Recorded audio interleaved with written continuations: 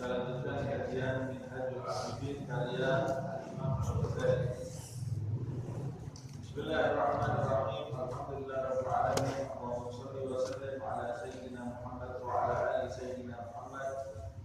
Nawaina ta'allum wa ta'lim wa tadabur wa tadhkir wa naf'a wa intifa' wa ibadah wa istifadah wa ala tamassuk bi kitabillah wa sunnati rasulih wa du'a ila al-huda wa dalalah ala al-khair ibtigha wajhillah wa mardatihi wa qurbihi wa thawabihi subhanahu wa ta'ala.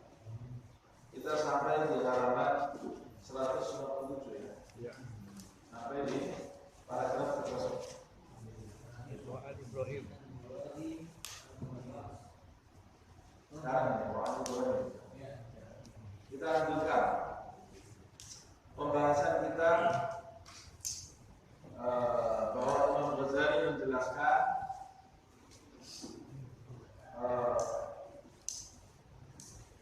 halangan dalam mendekat kepada Allah Subhanahu wa Ta'ala, di antaranya masalah rezeki dan tuntutan nafsu terhadap rezeki tadi. Maka tidak ada yang bisa menanggulangi halangan tersebut. Tuntutan diri terhadap rezeki itu mengganggu ibadah kita kepada Allah Subhanahu wa Ta'ala. Tidak ada yang bisa menyelesaikan masalah tersebut kecuali kita menyandang sifat at-tawakkul atau yang disebut tawakal. Alasannya ada dua. Yang pertama, kalau kita sudah bertawakal kepada Allah Subhanahu wa Ta'ala, maka kita bisa mengosongkan waktu kita untuk beribadah kepada Allah Subhanahu wa Ta'ala. Imam Ghazali juga menjelaskan bahwa orang yang bertawakal kepada Allah Subhanahu wa Ta'ala, maka dia bisa mendapatkan berbagai macam pengalaman kehidupan dalam perjalanannya mendekat kepada Allah Subhanahu wa Ta'ala, dan dia tidak memiliki rasa khawatir, tidak memiliki rasa takut kalau dia menyandang sifat tawakal wa ghaful qalbi 'anil 'ala'iq, dan memutuskan hati dari segala rintangan-rintangannya. Ini dicontohkan oleh Imam Ghazali bahwa ini yang dimiliki oleh mereka, orang-orang yang memiliki kedekatan di sisi Allah Subhanahu wa Ta'ala, sehingga kita dapati sebagian dari mereka tidak memiliki rasa takut berkelana mengelilingi muka bumi ini, menembus padang Sahara, tinggal di gunung-gunung, tinggal di lembah-lembah, sendiri mereka berjalan demi mendekatkan diri beribadah kepada Allah Subhanahu wa Ta'ala. Mereka tidak pikir nanti bagaimana makannya, bagaimana kalau mereka sakit, bagaimana tidak ada di dalam kepala mereka, karena mereka ini menyandarkan dirinya betul-betul kepada Allah Subhanahu wa Ta'ala. Sedang dalam contoh yang lalu, Imam Ghazali menjelaskan orang yang tidak memiliki rasa tawakal kepada Allah Subhanahu wa Ta'ala, pertanyaan bagaimana ini akan terus muncul di dalam kepala mereka, karena mereka tidak bersandar kepada Allah Subhanahu wa Ta'ala. Mereka tidak bisa melakukan apa-apa di dalam hidupnya. Imam Ghazali juga menjelaskan ada dua orang yang bisa menerjang bumi ini, berkeliling di muka bumi ini. Yang pertama orang yang nekat. Orang yang nekat. Yang kedua adalah orang yang tawakal. Kita sudah diberi berbagai macam. Orang yang nekat, kita lihat raja-raja di masa lalu. Yang nekat, berani berperang, berani unjuk gigi di hadapan negara-negara yang lain. Raja-raja yang seperti ini, daerah kekuasaannya sangat luas sekali dan namanya dikenal. Tapi ini negatif ya, nekat ya. Kemudian pedagang-pedagang yang kaya raya, yang memiliki saham di segala tempat, adalah pedagang yang nekat, berani berspekulasi. Siapa yang tidak berani berspekulasi, kata Imam Ghazali di dalam perdagangannya, maka dia dijuluki oleh Imam Ghazali rajulun suqi, orang pasar. Ya hidupnya sudah dari rumahnya pergi ke kios, dari kiosnya itu kembali ke rumahnya, dia tidak punya pengalaman apa-apa, ya penghasilannya juga itu saja kata Imam Ghazali, karena dia ini tidak punya modal nekat tadi yang negatif tentunya. Tapi kalau kita kata Imam Ghazali, kita mau berbicara akhirat. Kalau berbicara akhirat kita harus punya modal tawakal. Kalau kamu tidak punya modal tawakal, maka kamu tidak akan bisa beribadah dengan benar di hadapan Allah Subhanahu wa ta'ala. Kamu tidak bisa mencari kebenaran, tidak mencari hak di sisi Allah Subhanahu wa ta'ala, karena terlalu banyak berbagai macam pertimbangan yang ada di kepalamu, yang padahal semua itu sekedar ilusi saja, bukan sesuatu yang sebenarnya. Kemudian Imam Ghazali memberi contoh orang-orang yang memiliki ketawakalan di sisi Allah Subhanahu wa ta'ala seperti Sulaiman al-Khawas. Kemudian yang saat ini akan kita baca wa Ibrahim al-Khawas rahimahullah. Ibrahim al-Khawas, semoga Allah merahmatinya, dia berkata, lagitu ulaman fitih. Kata beliau, aku pernah bertemu seorang pemuda, kata beliau, fitih itu yang dalam keadaan kebingungan di dalam perjalanan. Di dalam keadaan kebingungan di dalam perjalanan. Tidak ketemu arahnya di tengah padang pasir. Sama seperti Bani Israel, kata Allah, yaitu fil ardi. Terlunta-lunta. Bukan. Fitih. Atau mungkin bisa jadi alam empat, karena ada alif lam. Atau ini di nama tempatnya. Ka'annahu subaikat firdah. Pemuda ini terlihat tampak seperti batangan perak. Apa maksudnya? Mungkin karena kurusnya atau karena wajahnya pusat pasi mungkin ya. Seperti batangan perak, mungkin menunjukkan dia ini dalam kondisi yang serba kekurangan. Guntu ila aina ya gulam. Ini mungkin bisa juga dalam kondisi terutama tidak tahu, tidak di arah benar, makanya ditanya, maka kamu mau pergi ke mana? Kata Ibrahim al-Khawas ini kepada pemuda, mau pergi ke mana kamu? Kalau ila Makkah, saya mau pergi ke Makkah. Guntu, kemudian aku bertanya kepada pemuda, bila zazin wala rakilah, kamu mau pergi ke Mekah, dari tempat ini menuju ke Mekah, mana bekal kamu, mana tunggangan kamu? Orang kalau mau pergi perjalanan jauh, ya sudah tampak persiapannya, ada tunggangannya, ada bekalnya. Tapi pemuda ini sendiri jalan sendiri, tidak ada tunggangannya, tidak ada bekalnya. Ditanya oleh Ibrahim al-Khawas ini, kamu kalau mau pergi ke Mekah, mana bekal kamu dalam perjalanan nanti, dan mana tunggangan kamu?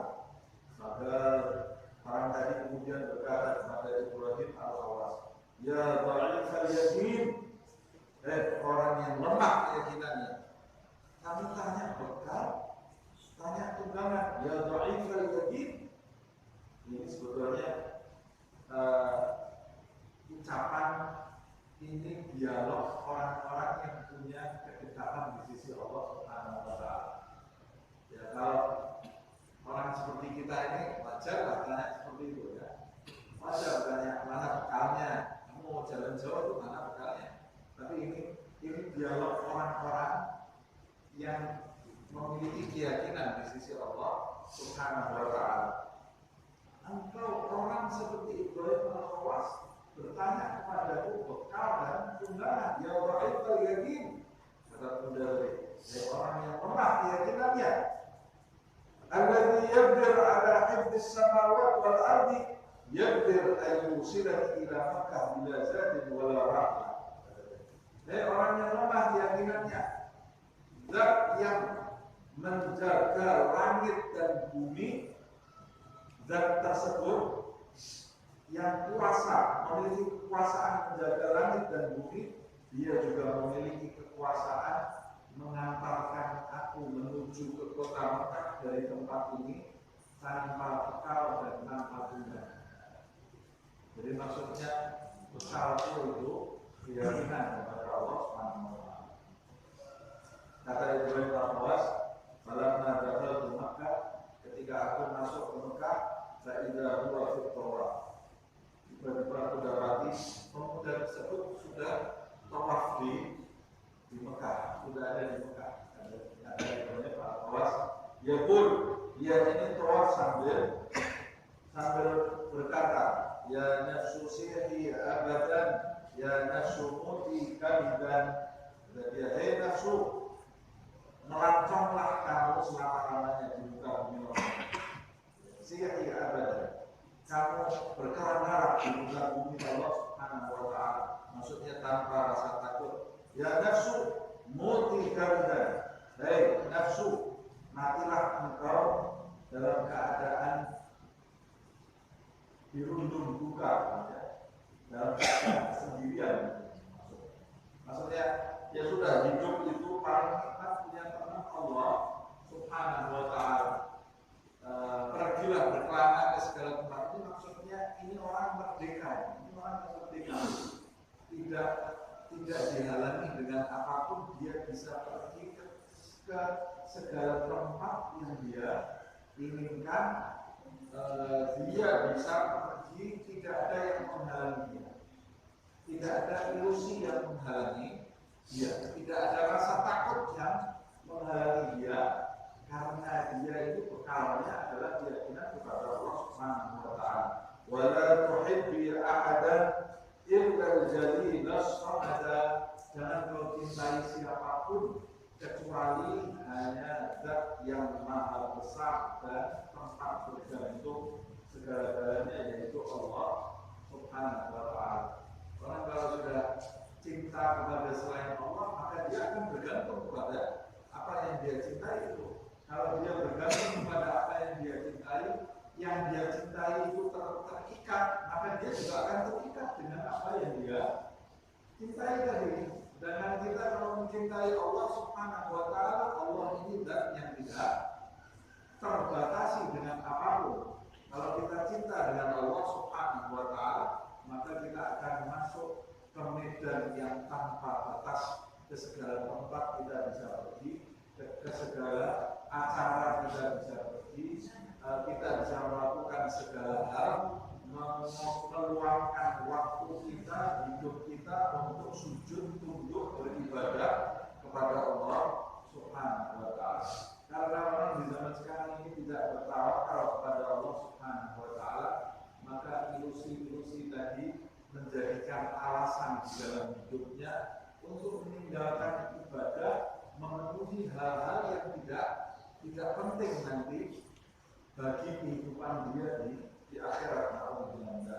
Para mar'ani, ini Ibrahim al-Khawas ini melihat pemuda dari Khawas sambil mengucapkan hal yang saya sebut tadi. Kemudian kata Ibrahim, para mar'ani, ketika dia melihat aku di tawafnya, dia berkata kepadaku, ya Syekh, dia masih ingat ini. Ya Syekh, anta ba'du ala dzalika dhafi. Setelah semua ini kamu masih lemah keyakinan kamu. Lihat aku, yang kamu lihat di waktu itu, kamu menanyakan kamu mau pergi ke Mekah tanpa bekal. Ini loh, sekarang aku sudah keluar di Mekah. Sekarang kamu masih lemah keyakinanku kepada Allah Subhanahu wa taala, kata dia. Maksudnya kamu sudah membuktikan aku tanpa bekal, tanpa tundangan, aku sampai ke kota Mekah ini. Nah, ini cerita-cerita seperti ini itu jangan kita tangkap keluar kemudian mulai besok saya pergi haji jalan kaki atau saya tinggal sama anak istri saya. Bukan itu maksudnya. Maksudnya bukan seperti itu. maksudnya supaya kita mengukur kita ini masih di mana, orang-orang itu sudah di mana. Nah, mari kita asah keyakinan kita kepada Allah Subhanahu wa Ta'ala supaya kita bisa mencapai apa yang mereka capai. Kalau kita belum mencapai keyakinan seperti apa yang mereka capai, kemudian kita hanya melakukan gambaran dari cerita itu saja, maka kita akan salah. Karena ini sebetulnya mau menunjukkan keyakinan yang mantap, itu menjadikan orang-orang yang memiliki keyakinan tersebut hidup di muka bumi ini merdeka. Orang yang masih diikat dengan rasa takut, rasa khawatir, itulah hakikat orang yang terjajah. Orang yang terjajah. Nah, seperti juga yang disebutkan dalam suatu kisah, ada seorang imam masjid, dia melihat ada salah satu makmumnya tinggal di masjid berhari-hari tidak pulang. Ini kalau kita dengar kisah seperti ini, jangan kita tangkap dari satu sisi kemudian kita hukumi. Orang itu kan kondisinya macam-macam. Ada orang yang punya tanggung jawab, ya, dia nggak boleh tinggal di masjid, dia harus pulang ke rumah memenuhi tanggung jawabnya. Nah, ini mungkin orang ini sudah tidak punya tanggung jawab di luar sana kecuali hanya dirinya sendiri. Orang ini tinggal di masjid, tidak keluar dari masjid sampai berhari-hari. Orang asing. Imam masjid ini masuk sholat subuh, orang ini di masjid. Sholat zuhur di masjid, asar di masjid, isya di masjid. Dari berikutnya seperti itu. Ini orang asing. Ini makannya gimana? Ini orang rezekinya dari mana? Katanya masjid ini. Kalau keluar dari masjid, setelah seminggu imam masjid ini rasa penasarannya lebih besar lagi. Selesai sholat dia tanya kepada orang yang duduk di atas sejadahnya sudah beberapa hari di masjid ini. Kamu siapa? Saya pulang berbulan. Kamu dari kota mana?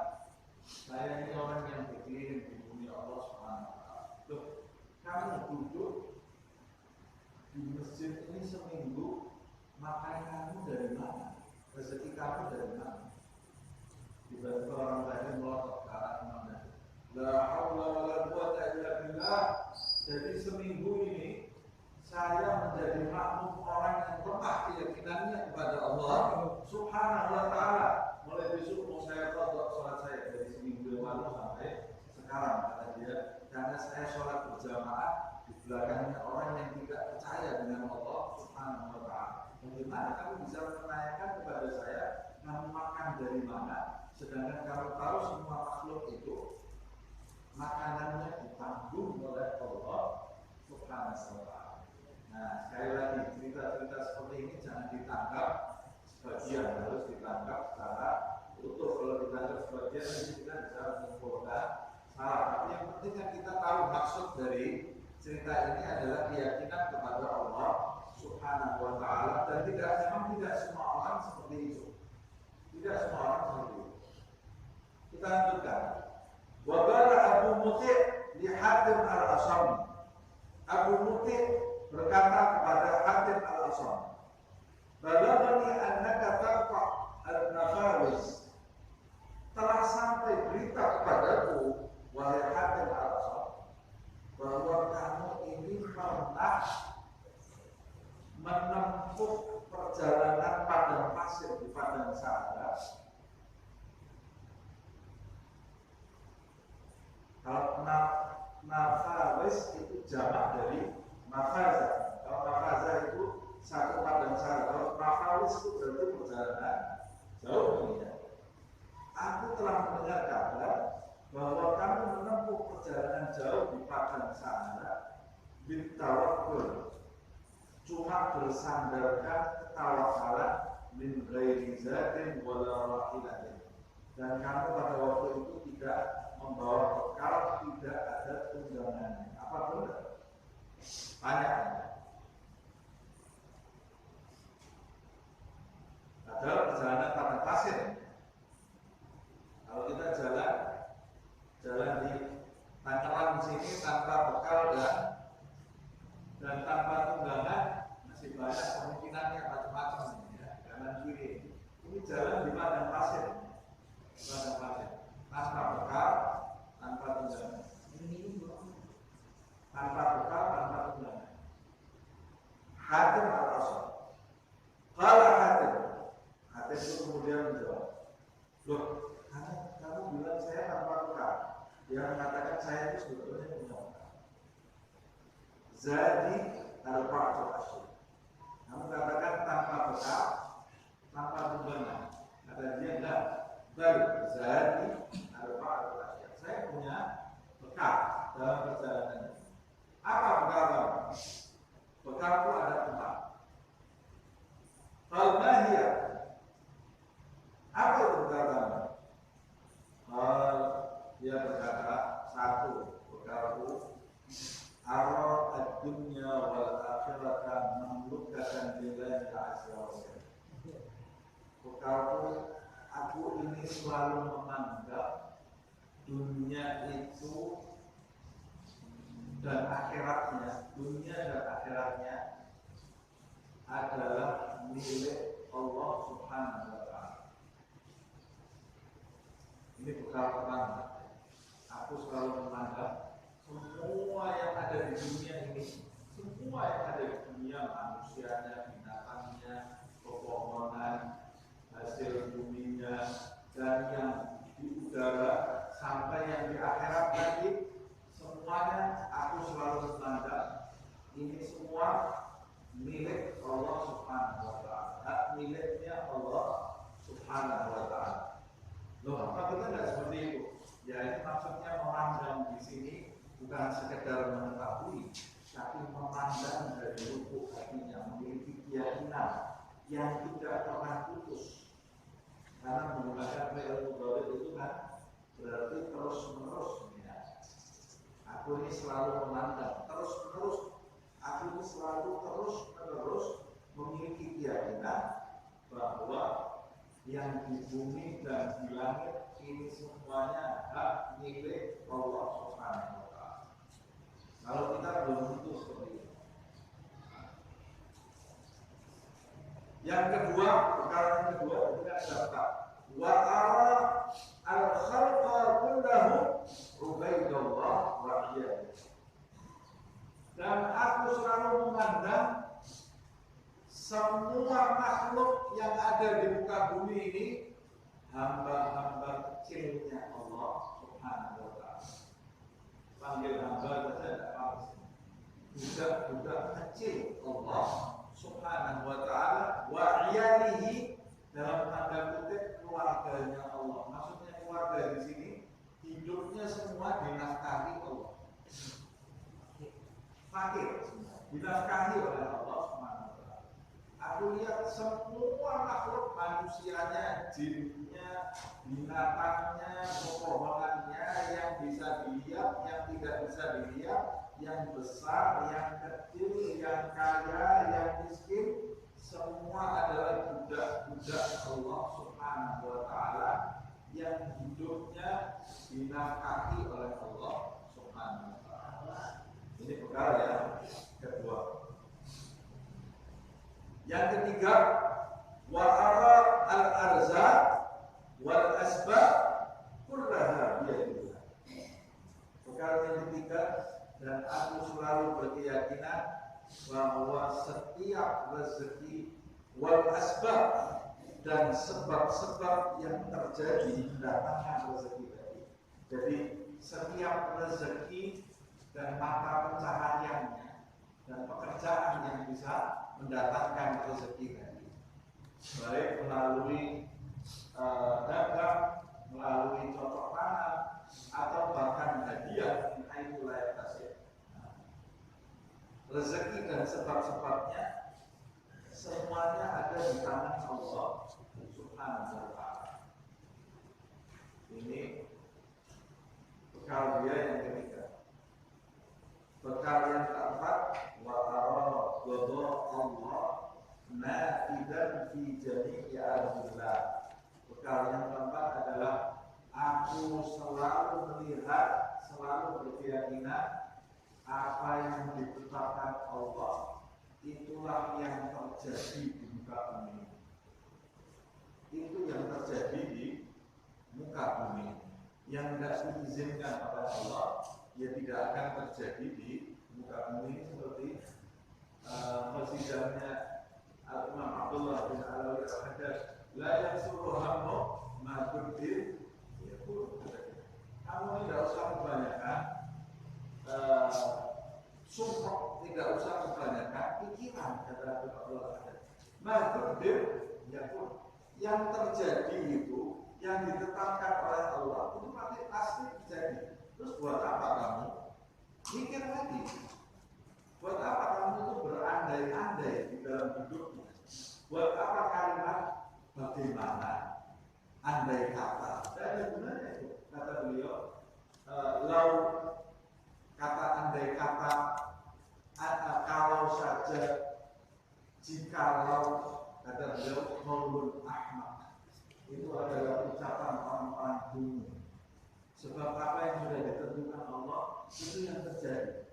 Jadi kamu tidak usah bingung di dalam hidup ini. Alladzi li ghairi la yasir ilaih, walladzi usibla hasilun ilaih. Kata beliau, apa yang ditakdirkan Allah untuk selain kamu, tidak mungkin sampai ke kamu mau jungkir balik, mau mulai malam, mau kerja non-stop. Apa yang sama Allah ditakdirkan untuk kamu tidak mungkin sampai ke kamu. Waladhi kusirlah, dan apa yang sudah dibagikan untuk kamu oleh Allah, tidak usah takut, pasti akan datang ke kamu. Nah ini kita berbicara masalah hati, bukan masalah fisik. Kalau fisik berusaha, fisik itu berikhtiar. Allah memerintahkan kita juga berikhtiar, tapi hati kita harus memiliki keyakinan seperti ini. Hati harus memiliki keyakinan seperti ini. Kita harus memandang yang terjadi itu yang ditentukan Allah Subhanahu wa ta'ala, supaya kita hidup ini tidak punya rasa takut dan rasa khawatir. Namun kalau kamu punya rasa takut, nanti kalau saya keluar dari rumah, saya takut nanti kecelakaan di luar rumah. Kamu tidak akan keluar dari rumah kamu. Umpamanya, kenapa kamu di rumah terus? Nanti kalau saya naik mobil atau saya naik motor, kecelakaan saya di rumah. Nanti itu kan pikiran kamu itu nanti itu pikiran kamu. Padahal kecelakaan itu terjadi atau tidak terjadi atas izin Allah Subhanahu wa ta'ala. Kalau Allah mau, kamu di dalam rumah ini kecelakaan itu bisa mati di dalam rumah kamu kalau diizinkan Allah Subhanahu wa ta'ala. Ada dulu di dekat rumah saya, ada orang sedang duduk di rumahnya, di depan rumahnya dengan istrinya, rumahnya di pinggir jalan. Duduk minum teh baru istrinya sore-sore, ada bus nyelonong masuk ke rumah. Mati, suami istri mati. Padahal kan harusnya orang yang tabrakan itu orang yang di jalan. Nanti di dalam rumahnya, busnya nyelonong masuk ke dalam rumah. Ada orang nggak mau naik pesawat, kenapa? Nanti takut pesawatnya jatuh. Kalau saya naik pesawat jatuh. Loh, kamu di dalam rumah, pernah dengar berita ada orang di dalam rumah sedang santai tidur, pesawat jatuh menjatuhi rumahnya. Kecelakaan pesawat padahal dia tidur di dalam rumah. Dan terjadi, bisa terjadi kecelakaan di pesawat, kecelakaan mobil, itu bisa terjadi dimanapun kalau itu ditentukan oleh Allah Subhanahu wa ta'ala. Bahkan kematian itu dimanapun kita berada, kematian itu pasti menghampiri kita. Kalau kematian itu datang, ya sudah, kita mau di dalam kamar, kita mau sembunyi dimanapun, ya kematian itu pasti akan datang. Kalau kamu sudah tahu bahwa segala sesuatu itu ditentukan oleh Allah Subhanahu wa ta'ala, berarti kamu di dalam rumah, kamu di luar rumah, kamu di atas pesawat, kamu di bawah, kamu di laut, itu sebetulnya sama saja. Tinggal keputusan Allah terjadi atau tidak. Kalau keputusan Allah itu yang menentukan segala-galanya, buat apa kamu memiliki rasa takut lagi? Apa yang bisa menjadikan kamu menghindar dari keputusan ya kamu tinggal bersandar kepada Allah Subhanahu wa Ta'ala, selesai. Dan ada yang bisa menjadikan yang takut. Begitu juga masalah rezeki, keputusannya rezeki yang masuk ke saldo kamu itu ya keputusannya Allah Subhanahu wa Ta'ala. Nah, kenapa saya disuruh berikhtiar? Yang itu hanya ada. Tapi keyakinan kamu rezeki itu murni dari Allah Subhanahu wa Ta'ala. Kalau rezeki itu murni dari Allah, kamu tahu itu, kenapa kamu kecewa? Kalau kamu tidak tahu, kenapa kamu takut rezeki kamu hilang? Dulu sebelum kamu dapat rezeki ini, yang memberikan rezeki kepada kamu bukan Allah.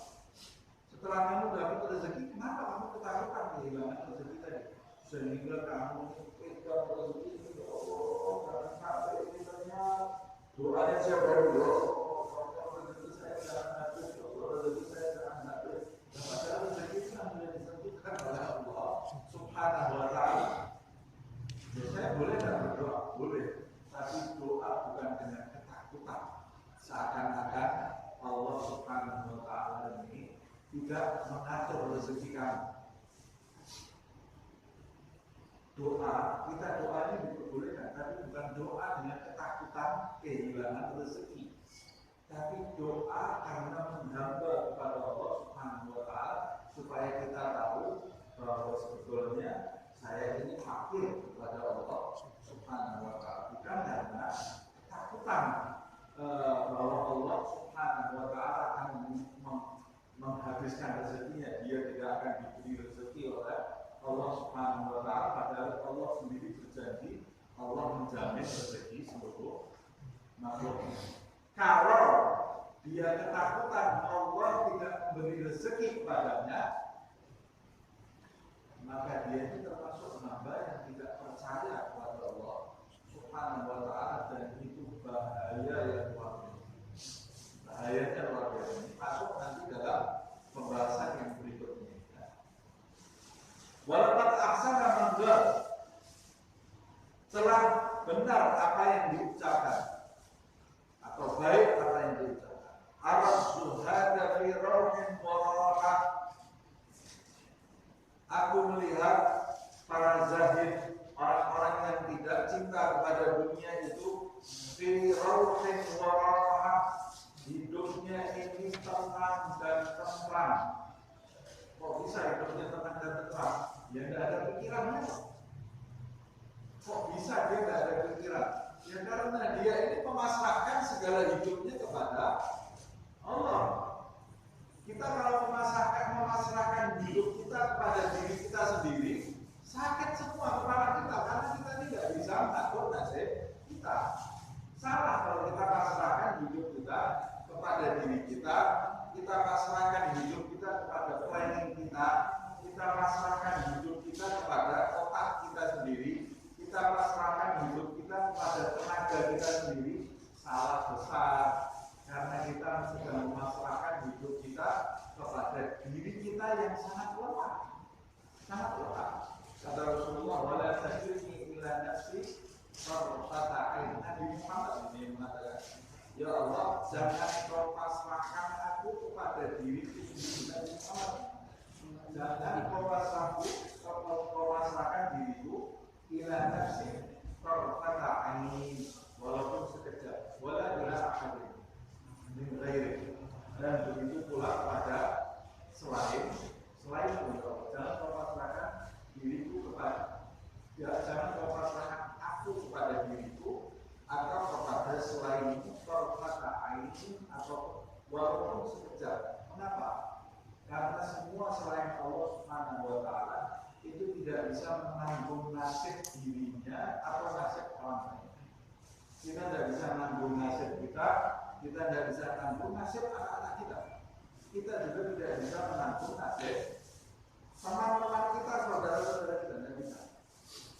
Jadi kalau kita pikul diri kita sendiri, nasib kita sendiri, ditambah kita memikul nasib anak-anak kita, sakit semua badan kita.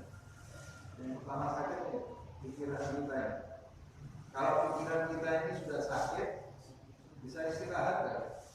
Nggak bisa istirahat. Mau kita makanan disediakan, nasi nggak ada rasanya, makanan nggak ada rasanya. Tempat tidur empuk, nggak bisa tidur. Nggak bisa tidur ya. Jadi yang memikul sesuatu yang tidak bisa dia pikul di dalam pikirannya. Kalau kita sudah berpaling dari kecintaan terhadap dunia ini, nantinya kita akan memasrahkan hidup kita kepada Allah. Kita putus keterikatan terhadap dunia. Apa dunia itu? Selain Allah Subhanahu wa Ta'ala.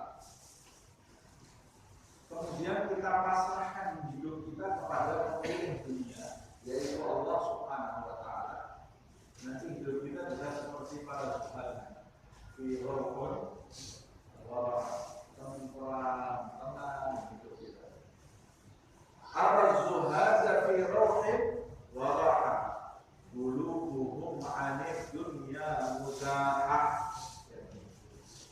Hati mereka ini menyingkirkan, menyisihkan dunia dari hati mereka. Dunia ini tersisih dari hati mereka. Tidak ada keterikatan terhadap dunia dan sebab-sebabnya di dalam hati mereka. Sehingga mereka ini hidup tenang.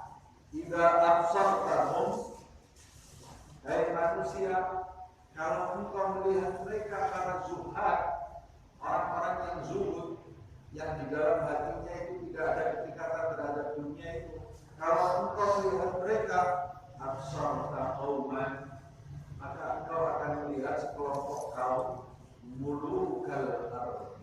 Mereka itulah raja-raja sebenarnya di muka bumi. Raja-raja di bumi itu siapa? Para zuhad. Orang-orang yang tidak terikat dengan dunia, hanya terikat kepada Allah SWT. Itulah raja yang benar. Kalau raja yang dielulukan, dia masih terikat terhadap jabatannya, terikat terhadap dunia, itu bukan raja itu, karena dia hidupnya masih pikiran, mikir macam-macam dia terjajah, dia ini budak dari pikirannya sendiri, budak dari ketakutannya sendiri, budak dari jabatannya sendiri, budak dari harta yang dia miliki, budak dari keinginan hawa nafsunya. Orang yang seperti ini bisa disebut presiden, bisa disebut raja. Tidak bisa disebut raja, dia budak. Budak itu bukan raja. Tapi orang yang hidupnya hanya membudakkan dirinya kepada Allah, dia itulah raja bumi yang sebenarnya, raja dunia yang sebenarnya. Dia hanya sujud kepada Allah Subhanahu wa Ta'ala, dan dia hidup di muka bumi ini merdeka dari perbudakan jabatan, dari perbudakan harta, dari perbudakan syahwat, dari perbudakan nafsu, dari perbudakan keterikatan kepada makhluk. Dia tidak perlu makhluk, dia tidak perlu harta, dia tidak perlu pujian, dia tidak perlu syahwatnya, dia hanya perlu Allah Subhanahu wa Ta'ala. Kata beliau, kalau engkau lihat mereka inilah sekelompok kaum mulukal ardh, raja-rajanya bumi ini, raja-raja di dunia ini. Simatuhum samaha, ciri-ciri mereka, ciri-ciri raja dunia ini yang hatinya hanya terikat kepada Allah, tidak memiliki keterikatan terhadap yang lain. Sifat mereka itu samaha. Samaha itu murah hati. Murah hati itu gemar menolong orang, dermawan, dan bersikap lemah lembut terhadap siapapun, karena dia tidak punya tendensi apa-apa dalam hubungannya terhadap selain Allah Subhanahu wa Ta'ala. Dia tidak punya kepentingan apa-apa saat dia ketawa di hadapan orang, saat dia senyum kepada orang. Dia tidak punya kepentingan apa-apa terhadap orang itu, kecuali ridho Allah Subhanahu wa Ta'ala. Saat dia berbicara kepada orang, dia tidak punya kepentingan kepentingan apa-apa dalam pembicaraannya kepada orang itu kecuali ridha Allah Subhanahu wa taala. Saat dia bekerja, dia tidak punya kepentingan apa-apa terhadap usahanya mencari nafkah itu kecuali ridha Allah Subhanahu wa taala. Dalam ucapan dan dalam perbuatannya, dia ini tidak punya tendensi apa-apa kecuali Allah Subhanahu wa taala. Sehingga setiap dia mengucap, ucapannya itu murni. Setiap dia bertindak, tindakannya murni. Setiap dia senyum, senyumannya murni. Nah, kamu akan lihat ya, orang ini murah hati. Jadi dia sebagai khalifah Allah Subhanahu wa taala di muka bumi ini yang mengantarkan rahmatnya Allah Subhanahu wa taala di muka bumi. Nah, ini contoh dari alasan pertama mengapa kita ini harus menyandang sifat tawakal kepada Allah Subhanahu wa taala. Ini alasan pertama. Alasan kedua, ini alasan kedua maksud saya. Alasan pertamanya karena untuk mengosongkan hidup kita untuk ibadah. Ini alasan yang pertama di halaman 155. Nah, kemudian alasan kedua, wa amal amrusani alladzi tawakkul. Alasan kedua kenapa kita ini memerlukan sifat tawakal Allah Subhanahu terhadap Allah Subhanahu wa taala dalam perkara ini, yaitu dalam perkara menanggulangi penyakit rezeki ini ya, menanggulangi kekhawatiran terhadap rezeki, tuntutan nafsu terhadap rezeki. Alasan keduanya kenapa kita harus punya rasa tawakal? Bahwa ma kitatihi minal khatar al-azim wal amril karim. Karena meninggalkan, alasan keduanya karena meninggalkan sifat tawakal ini dalam perkara seperti ini itu akan mendatangkan bahaya yang sangat besar. Kita lanjutkan sedikit aja, masih ada 10 menit. Akan mendatangkan bahaya yang sangat besar. Guru, aku berkata, bagaimana nih kok bahaya? Apa maksudnya nih meninggalkan seorang yang tidak punya sifat tawakal ini? Dia dalam kondisi berbahaya. Guru, kata Imam Ghazali, aku berkata, alaihi subhanahu garwana al-rizqa bil khalq. Bukankah Allah Subhanahu wa taala telah mengkaitkan antara rezeki dengan makhluk? Kata beliau, di dalam banyak beberapa ayat Allah mengatakan khalaqakum tsumma razaqakum tsumma yumitukum tsumma yuhyikum. Di dalam ayat ini ada beberapa ayat ya. Ada beberapa ayat Allah berfirman, Dia Allah yang menciptakan kamu, kemudian memberikan rezeki kepada kamu. Ini bahayanya orang yang tidak punya sifat tawakal. Kenapa? Pertama, bukankah Allah itu di dalam ayat menyebutkan Dia yang menciptakan kamu, kemudian menyambung antara kata Dia yang menciptakan kamu dengan dan Dia yang memberikan rezeki kamu. Satu. Kemudian Fadalla ala anna rizqa min Allah la ghair. Ini menunjukkan bahwa rezeki itu sebetulnya datangnya dari Allah, bukan dari selain Allah seperti makhluk. Summa lam yaktafi. Lalu tidak cukup itu. Lam yaktafi bidalal. Tidak cukup dari itu. Allah menambahkan di dalam ayat yang lain, hatta wa'ad. Allah bukan cuma Allah ini bukan cuma menjelaskan bahwa Dia yang mencukupi rezeki makhluk, tapi Allah menjanjikan di dalam ayat yang lain. Makhluk ini, kata Imam Ghazali, diberitahu oleh Allah, makhluk, aku yang menciptakan kamu dan aku yang memberi rezeki kamu. Tidak cukup ya. Sama Allah ditambah. dia masih ragu-ragu. Kamu mendengarkan ayat ini masih ragu-ragu, kata Imam Ghazali. Allah menambah lagi di ayat yang lain. Allah bukan sekedar menjelaskan dia yang memberikan rezeki kepadamu, tapi di dalam ayat yang lain Allah menambah, aku janjikan kepada kamu bahwa aku akan memberi rezeki kamu.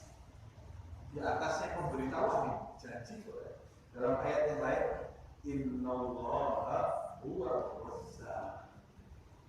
Dalam ayat yang lain, dialah Allah sang pemberi rezeki.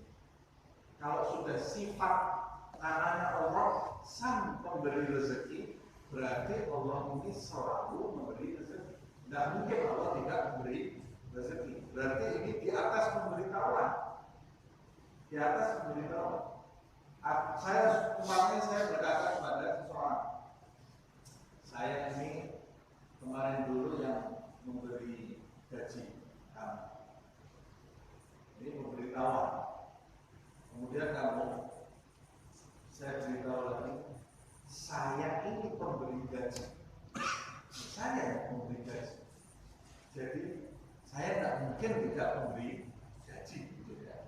Nah, Allah ini seperti itu. Kalau sudah Allah mengatakan huwa razzaq, dia sang pemberi rezeki, berarti dia itu sedang berjanji tidak mungkin dia tidak memberi rezeki kepada. Dua, ini tambah dosisnya. Kemudian sopalam yaktafi, belum cukup lagi manusia ini.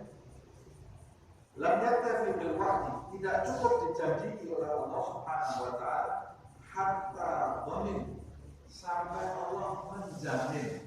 Bukan cuma sekedar berjanji ya, tapi Allah jamin. Saya jamin. Ini padahal Allah ini cukup memberitahu kita sebetulnya merasa aman, sudah merasa aman. Tapi Allah menambah dosisnya berjanji ya yang lain. Lalu Allah menambah dosisnya lagi menjamin, bukan sekedar menjanjikan, tapi menjamin. Dalam ayat Allah berfirman, wa ma min dabbatin fil ardi illa 'ala Allah rizquha. Ini jaminan ini dari Allah Subhanahu wa taala. Nah, seperti saya bicara kepada orang itu, saya jamin kamu ini saya gaji. Itu lebih kuat lagi. Kata Imam Ghazali, "Summalam yaktafi bid-dhaman." Lalu manusia itu tidak cukup, sudah dijamin oleh Allah, tidak cukup manusia. Hatta aqsam, sampai Allah bersumpah. Allah bersumpah, bukan sekedar janji. Allah ini harusnya Allah tidak bersumpah, dia ini maha benar, tapi untuk memberikan keyakinan kepada manusia ini, Allah sampai tambah dosis terus tentang masalah rezeki, padahal rezeki dunia ya. Rezeki dunia yang kita tinggal, karena khawatirnya manusia kehilangan rezeki dunia ini. Allah sampai tambah dosis lagi dari menjamin. Allah ini bersumpah kepada manusia dalam ayat Fawarabbis sama, demi Tuhan langit wal ardi, dan Tuhan bumi dunia, innahu lahaqqun, sesungguhnya itu adalah benar. Allah sumpah. Apa yang benar? Yang benar itu sebetulnya ada kaitannya dengan ayat sebelumnya, wa fis samai rizqukum wa ma tu'adun. Ayat sebelumnya, dan di langit itu ada rezeki kamu, dan apa yang dijanjikan untuk kamu itu rezeki kamu. Maksudnya Allah ini sudah ngatur rezeki kamu. Allah bersumpah demi Tuhan langit dan bumi, innahu lahaqqun, itu adalah sesuatu yang benar. Rezeki itu sudah ditanggung oleh Allah. Mithlama annakum tantiqun, rezeki itu ditanggung oleh Allah, kata Allah, seperti apa yang kau keluarkan dari mulutmu, yang kau ucapkan dari mulutmu.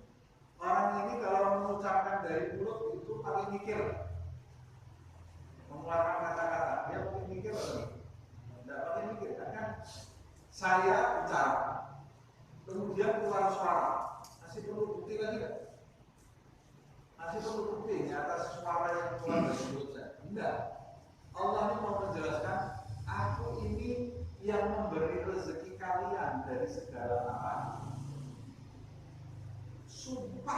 Sumpahku ini, aku bersumpah aku ini yang memberi rezeki dan ini benar seperti sesuatu yang sudah kalian ketahui. Seperti kalau kalian ngomong, ya pasti keluar suaranya gitu. Ikrama dan dikubur. Aku ini pasti seperti itu. Memberi rezeki, aku sumpah kata Allah Subhanahu wa taala. Sumpah yaktafi bidzalika kulli. Dan manusia itu masih belum cukup dari sumpah itu. Sudah Allah sumpah masih ragu-ragu manusia. Hatta amara bitawakkul wa adna wa anna. Kalau sudah aku sumpah, Allah bersumpah, kalian masih ragu-ragu, dan cukup dengan sumpahku. Pertama diberitahu tidak cukup, kedua dijanjikan tidak cukup, ketiga dijamin tidak cukup, keempat Allah sumpah akan memberi rezeki masih belum cukup. Setelah semua ini Allah memerintahkan manusia, sudah perintah amar bil tawakkul, dan manusia sudah cukup tawakal kepadaku. Wa ablah, Allah menyampaikan semua itu dengan bahasanya, dan wa anzar, dan memperingatkan manusia agar berhati-hati jika tidak bertawakal kepada Allah Subhanahu wa taala. Di dalam ayat Allah berfirman, wa tawakkal 'alal hayyil ladzi la yamut. Hai manusia, bertawakallah kamu kepada Zat yang Maha Hidup dan tak pernah mati, Allah Subhanahu wa taala. Kalau selain Allah mati, kamu bersandar pada selain Allah, yang kamu sandari itu mati, hilang sumber rezeki kamu. Allah Subhanahu wa taala yang Maha Hidup. Perintah dari Allah, tawakal. Bertawakallah kalian.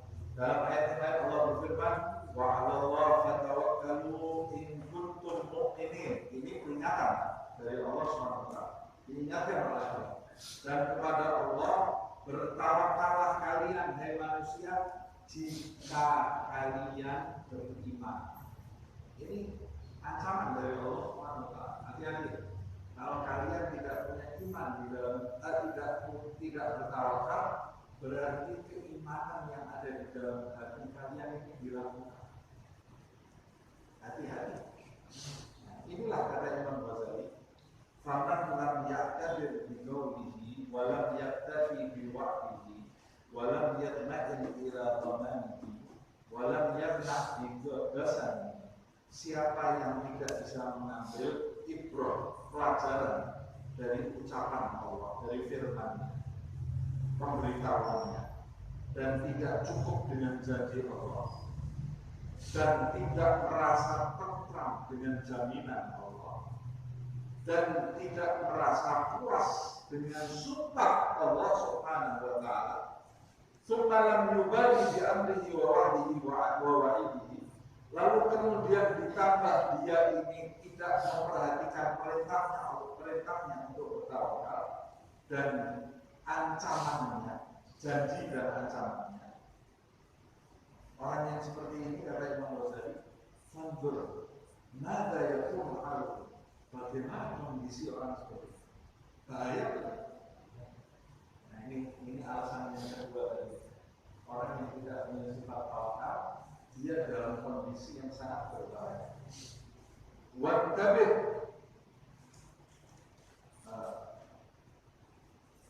ayu mihnatin taji'u min hadha.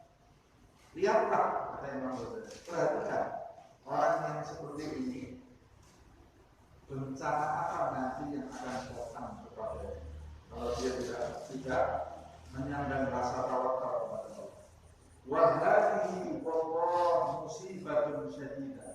Orang yang tidak punya rasa tawakal itu, yaitulah musibah yang sangat pedih, kata Imam Ghazali. Wa nahnu minha fi ghaflatin 'azimah. Sedangkan kita ini terhadap sifat tawakal ini sangat-sangat lalai, kata Imam Ghazali. Padahal ini adalah perkara yang sangat penting sekali. Walaqad qala as-sadiqul amin sallallahu alaihi wasallam li Ibnu Umar. Beliau Rasulullah sallallahu alaihi wasallam yang jujur dan terpercaya, dia pernah bersabda kepada Abdullah bin Umar, kaifa anta idza bagita baina qaumin yukhabbi'una rizqa sanatihim bi dha'fil yakin. Kata Rasulullah, "Hai Abdullah bin Umar, bagaimana menurutmu jika engkau berada di tengah-tengah sekelompok kaum yang menyembunyikan rezekinya selama setahun?" Disembunyikan rezekinya selama setahun bukan karena punya rencana, bukan karena dia ini punya rencana di dalam kehidupan, tapi dia menyembunyikan rezekinya selama setahun, kata Rasulullah, lidhafil yakin, karena lemahnya keyakinan yang ada di dalam hati, karena takut kalau saya tidak kumpulkan ini, nanti saya suatu ketika perlu, saya tidak punya apa-apa, saya tidak bisa makan. Kalau ini tidak saya simpan, nanti berapa hari lagi saya makannya gimana? Bulan depan saya makannya gimana? Lidhafil yakin, kata Rasulullah. Lihat, ini bukan Rasulullah melarang kita menyimpan sesuatu untuk setahun, karena Rasulullah sendiri pernah menyimpan harta untuk setahun untuk keluarga. Pernah Nabi Muhammad menyimpan harta untuk kepentingan beberapa bulan ke depan. Pernah Rasulullah SAW untuk kepentingan keluarganya, karena keluarganya ada beberapa rumah. Tapi pernah juga Rasulullah SAW 3 bulan di rumahnya itu tungku api di dapurnya tidak pernah nyala. Rasulullah SAW. Nah, nyimpan untuk kehidupan itu tidak disalahkan oleh Rasul, karena kita punya planning dalam kehidupan. Tapi yang disalahkan oleh Rasul, tujuan kamu menyimpan itu apa? Kalau tujuan kamu menyimpan itu takut nanti kehabisan rezeki, nah ini tujuan yang tercela, ini musibah yang dimaksud oleh Rasulullah SAW. Lidhafil yakin, lemahnya keyakinan, keimanan kepada Allah yang sudah menyatakan kepadamu di dalam ayat suci Al-Quran, Dia akan menjamin rezekimu, sudah berjanji, sudah menjamin, sudah bersumpah kepadamu bahwa Dia akan menjamin rezekimu. Kurang apa lagi? Terus kamu lebih percaya kepada siapa kalau kita tidak percaya kepada Allah SWT? Yang lebih parah, kita lebih percaya kepada kepala kita sendiri daripada janji dan sumpahnya Allah Subhanahu wa Ta'ala, atau lebih percaya kepada bank daripada Allah Subhanahu wa Ta'ala, atau percaya kepada makhluk daripada Allah Subhanahu wa Ta'ala. Nah, ini yang disebut dhafil iman, lemahnya iman yang berbahaya buat hidup seseorang. Semoga Allah Subhanahu wa Ta'ala menguatkan keyakinan kita kepada Allah Subhanahu wa Ta'ala dan mencabut segala keraguan di dalam hati kita terhadap janji dan jaminan Allah Subhanahu wa Ta'ala. Semoga Allah Subhanahu wa Ta'ala mengaruniai kita sifat tawakal, mengaruniai kita sifat zuhud, dan mengantarkan kita menuju kepada rasa tenang, rasa tenang, rasa bahagia lahir, batin, dunia, akhirat, mengantarkan kita kepada ridho Allah Subhanahu wa Ta'ala di din wa dunya wal akhirah, ala hadhihi dunya wa kulli niyatin salihah wa ila hadratin Nabi Muhammad sallallahu alaihi wasallam.